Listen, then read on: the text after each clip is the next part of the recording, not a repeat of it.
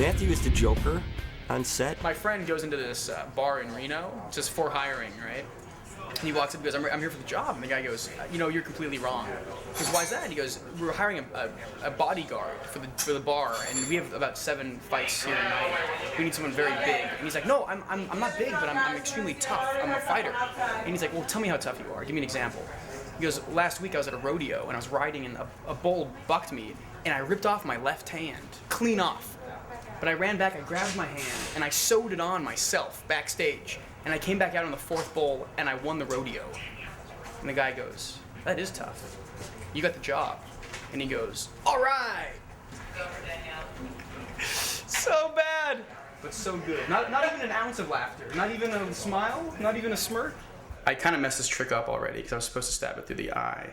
But I'm going to try to, hold on, ready?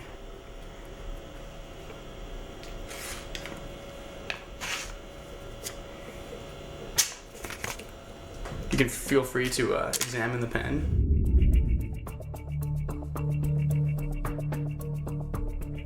I live in the worst part of Hollywood, in an old hotel from the 1920s. It's really cool. But this is like 3 times the size of my place in New York, and it's awesome. I keep on thinking that at any moment the show's gonna get canceled and I'll be able to go back to New York or Nevada. I've lived on an air mattress for 8 months now, but I think I finally made the step and got a real bed. Oh my God, I feel so bad for you guys. Do you need help at all, or? Sure. I'm incredibly weak. What do you think of the sheets? Cool? Cool or uncool? They're pheasants. Not so cool?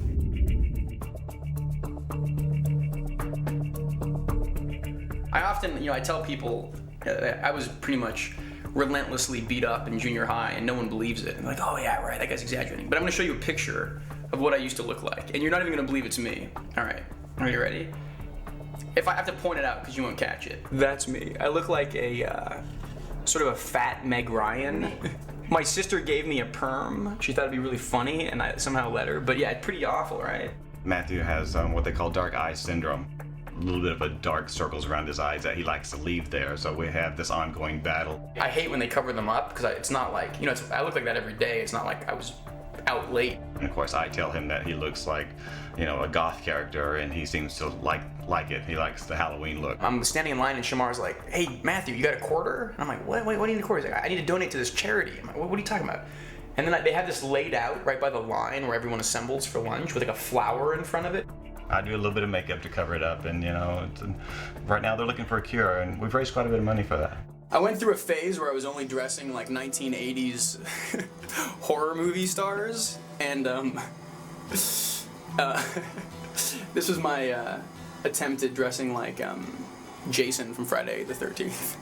Oh, this is something I just made actually. I've begun, pretty good, right? Totally crazy. I've lost my mind. Anytime someone wears a picture of themselves, drawn by themselves on their own shirt, I feel kind of like a jerk, right? Is that going too far? Is that pushing the limit? I've had this shirt since I was 8. It's pretty good, right?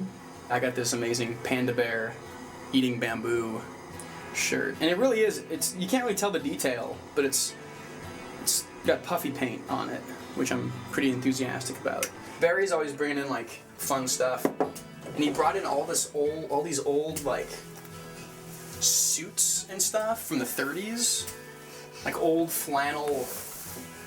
Which, because I'm obsessed with Carnival, that TV show, now I have this idea where I'm just gonna dress like I'm in Carnival while I watch Carnival and sit on my couch alone. I really love my last name. I like monograms too. Any chance to put my initials on something, I jump at it. You wear mismatched socks, it's good luck. And the one time that I've worn matching socks in about 7 years, I sprained my ankle. So I try to avoid wearing matching socks. Lola got these for me when we were filming the first episode of Criminal Minds in the little girls department store in Canada. These are good, man, but they look too like fake cool, like. No, I like it. They look cool? If they were like docked, you'd be able to stitch it. Yeah, what do you think? Are these cool? I can dance in them. That's all I know, right? From the research I've done on a lot of geniuses, they're not the most kempt of people. This is, a badger brush, and once you've shaved with one of these, you can never shave any other way. I grew my fingernails very long for the character, and that got one of the producers really. She forced me to walk down to the makeup trailer and cut my fingernails off, but I put them all in a plastic bag. This is the best. I put my fingernail clippings in a plastic bag and put them on her desk with a fictional note from Les Moonves, the head of CBS, saying, "Dear Judy, we're really interested in procuring some props from Criminal Minds. Would you have any idea?" Essentially, I played a little practical joke on her, delivering my fingernails to her in a plastic. And they're still hanging up in the writer's room. I saw them the other day.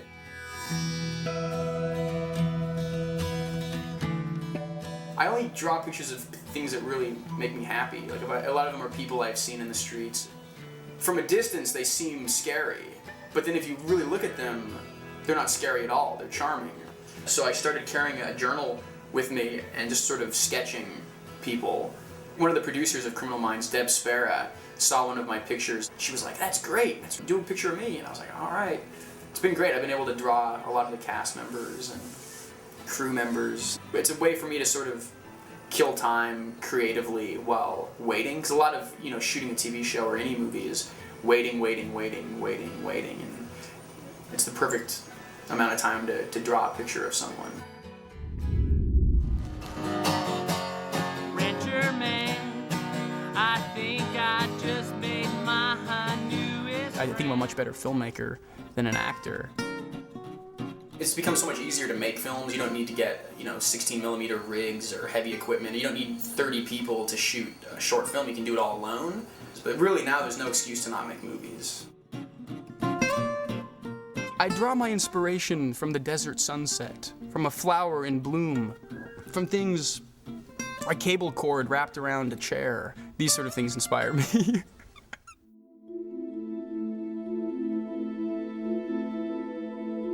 I got a directing agent in LA for a short film that I made. It was about the time that Life Aquatic came out in the movie theaters. And they're like, "Wow, you're in the Life Aquatic.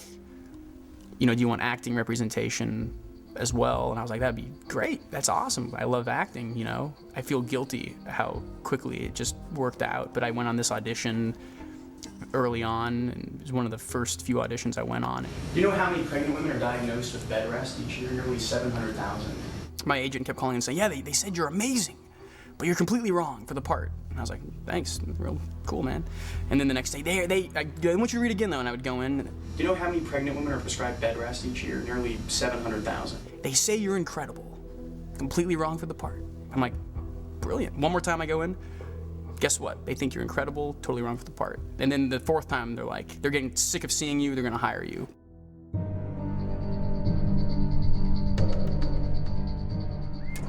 We're going to the swimming pool location, which I believe is some house on Ventura Boulevard, past Lankershim. All right, we're good, man. Wow, we're even on time. As long as you're 10 minutes earlier than Shamar, you're all right. And this is where I always get totally screwed up. So Lankershim, all right, Ventura, Cahuenga, Vineland, and Ventura. Wow, we're so lost. Ow! Woo! 2 minutes early, Marla. What do you think? I think it's a trend. Wait, what time is it? 6 minutes early. Good grief.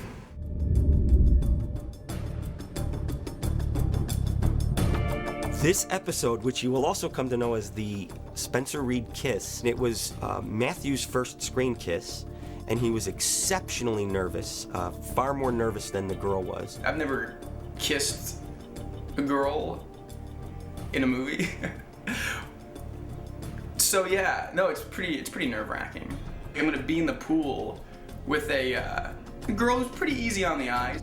Last night I was in the bathtub and I looked at the prelim, and there's literally like 2 scenes for the entire day, and it's Reed and Lila in the swimming pool kissing, which means there's gonna be a lot of time. We're gonna be shooting that a lot. I might even get chapped lips. I better wear chapstick, because I think there's gonna be a lot of smooching. Pretty good? Pretty all right? Do I have like dead skin hanging out? I counted each one of the kisses, and there's like 6 or 7. And I got a lot of advice from everybody, from Mandy, from Shamar, from Lola, and they told me a lot of, everyone told me exactly different things. And that's not helping out at all. Mandy's like, "Matthew, just let it happen. Let it happen." Shamar was like, slip her the tongue. Lola said that on no circumstance do you French kiss the girl. And it's not like I was going to. It wasn't like I was gonna be like, hey, what's up? I've been doing this every night in the bathtub. And then I kind of think about it, and I go, soft. No, nothing. I don't know. I just memorize my lines, and I'm a little bit worried because the other thing I realized is, as far as your breath goes, you don't want it to be too fresh. Because if it's too fresh, she's like, what's that guy hiding? Well, it's kind of creepy, you know? It's like a little bit too much cologne. I kind of know this girl prior to this job, so it makes it all the more stressful. I hope she doesn't think that like I recommended her just so I could make out with her. Because really, I did recommend her, but it was more like they wanted someone that looked like Grace Kelly, and I was like, I know a girl looks like her, and I gave her the name, and then she happened to be the best. But now everyone's joking around like, oh, you just wanted to make out with her, and she was the best for the part, you know? But now I just feel like a scumbag. Hello, Amber, how are you doing today? Good, Mr. Gubler. I like your shirt. Thank you. Scary, right? Intimidating, right? Wow. Pretty scary, right? Kind of beautiful, you know what I'm saying? She hear me say that? She did, didn't she? That was loud. Yikes. Not cool, Gubler. Not cool. I'm a little nervous. I'm not gonna lie. You probably smooched a lot of people on screen. I've never smooched anyone in life or on screen. So today's the first day that it all happens. It's magic. I've been taking lessons. Barry and Dane, and from you, BJ. Remember that pillow you made him? The pillow with your face on? Yeah. Check his arms. I think he's holding it down. I haven't. Oh, yeah.